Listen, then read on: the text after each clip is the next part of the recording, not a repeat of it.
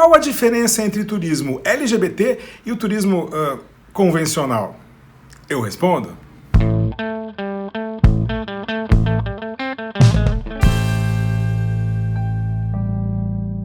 Bem-vindo a bordo! Eu sou o Ricardo Freire, do viagemnaviagem.com, e esse é mais um episódio de Ricardo Freire Responde, no oferecimento de kayak.com.br, que junta num só lugar informações de vários sites de viagem para você comparar e planejar a sua viagem. O turismo LGBT é uma espécie de turismo sexual? Eu respondo já já, mas antes posso pedir para você adiantar aquele like amigo aqui no vídeo, vai que você esquece, né? E aproveitando que você tá com a mão na massa, assine o canal e clique no famoso sininho que ativa as notificações para não perder nenhum vídeo novo. Combinado? Obrigado. Onde que eu tava? Assim, o turismo LGBT, a abreviatura que engloba lésbicas, gays, bissexuais, travestis e transgêneros, é um turismo sexual?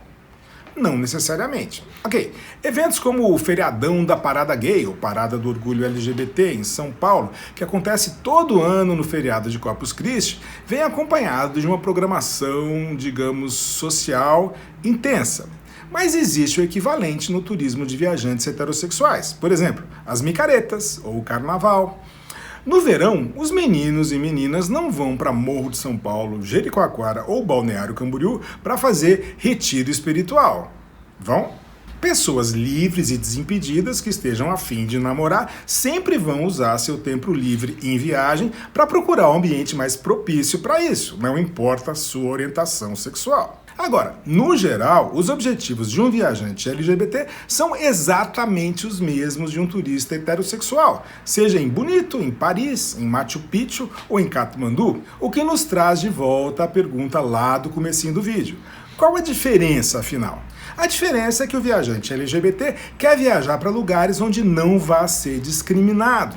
E claro, aqui eu abro um parênteses, que discriminação não é uma exclusividade do público LGBT. Viajantes negros e não brancos em geral, por exemplo, passam frequentemente por situações humilhantes, em que o racismo é potencializado pelo preconceito social. Viajantes cadeirantes também têm que enfrentar a falta de infraestrutura em boa parte dos destinos. E mulheres viajando sozinhas são alvo não só de discriminação, como também de violência. Mas um assunto por vez. Nesse vídeo a gente está falando de LGBT. Bom, o viajante LGBT quer ir para um destino, para um hotel, para um restaurante, para um passeio em que não se sinta tolhido. Posso ser autêntico? Vou para um ambiente em que eu vou ter que aguentar piadas homofóbicas sem parar logo nas minhas férias? Para os casais homoafetivos, a situação é ainda mais delicada. Vamos poder nos assumir como um casal? Esses fatores pesam cada vez mais na definição das viagens. Imagine que, dependendo de onde more, uma viagem pode proporcionar ao turista LGBT a sua primeira oportunidade na vida de poder andar de mãos dadas na rua com a pessoa que ama. Qual é o equivalente disso na vida de um viajante heterossexual? A primeira vez em que viu o mar? Mas veja bem, esse receio de não ser acolhido é mais justificado com relação a destinos.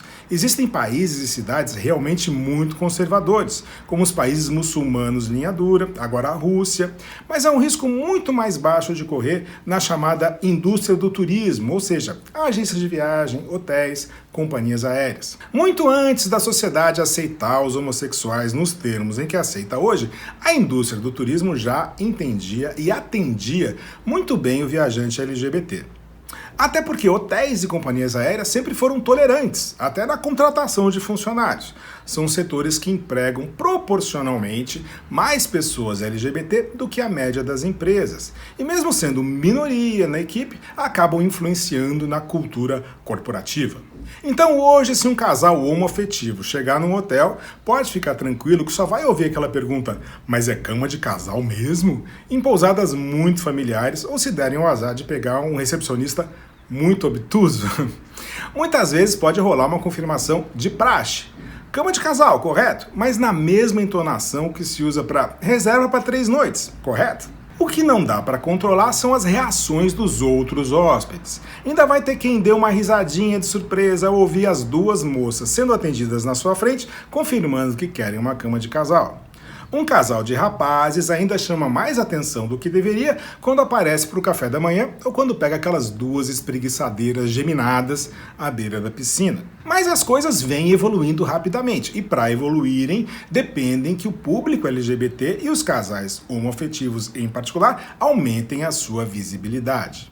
As grandes redes hoteleiras, os hotéis de luxo, os destinos mais antenados já estão trabalhando na próxima onda, que é de aproveitar os mercados de cerimônia de casamento LGBT, lua de mel LGBT e férias em família, para família LGBT com filhos.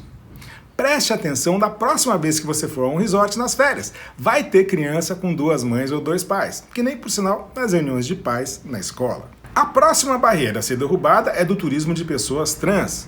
Por enquanto, só um destino tem um programa específico para esse público, que é Fort Lauderdale, na Flórida. E, por falar nisso, quais são os destinos mais interessantes para o turista LGBT? Olha, como eu já disse antes nesse vídeo, não tem diferença. Os destinos mais desejados do Brasil e do mundo também são desejados pelos viajantes LGBT.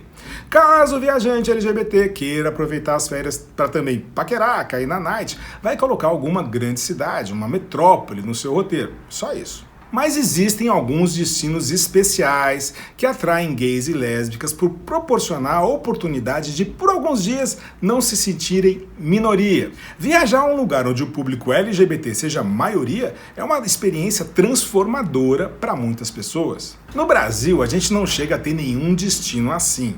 O lugar que tem a maior afluência constante de turistas gays é o Rio de Janeiro, onde os visitantes LGBT são bastante visíveis em Ipanema, mas tão longe de ser a maioria. Em Florianópolis, durante o carnaval, a quantidade de turistas gays impressiona. A propósito, Santa Catarina é o único estado que tem uma promoção oficial do turismo específica para o público LGBT. Em agosto, Fernando de Noronha ganha as cores do arco-íris durante o festival Love Noronha, direcionado ao público LGBT. Algumas cidades do exterior, porém, têm bairros inteiros habitados por uma maioria de gays e lésbicas. São Francisco tem o bairro de Castro. Los Angeles tem West Hollywood. Montreal tem Le Village, também conhecida como Gay Village. Madrid tem o bairro de Chueca. Munique tem o Glockenbachviertel. A cidade do Cabo, na África do Sul, tem o De Waterkant. Tel Aviv, em Israel, não chega a ter nenhum bairro gay, mas é uma cidade incrivelmente tolerante. E existem também destinos turísticos que, na temporada, atraem enorme público LGBT. O melhor exemplo é Provincetown, em Cape Cod, a 45 minutos de barco de Boston, uma colônia de artistas que se transformou no enclave LGBT e tem vida intensa, cultural inclusive, entre maio e setembro. Na Flórida, Fort Lauderdale, do ladinho de Miami, é a cidade que tem mais investido para atrair o turismo gay.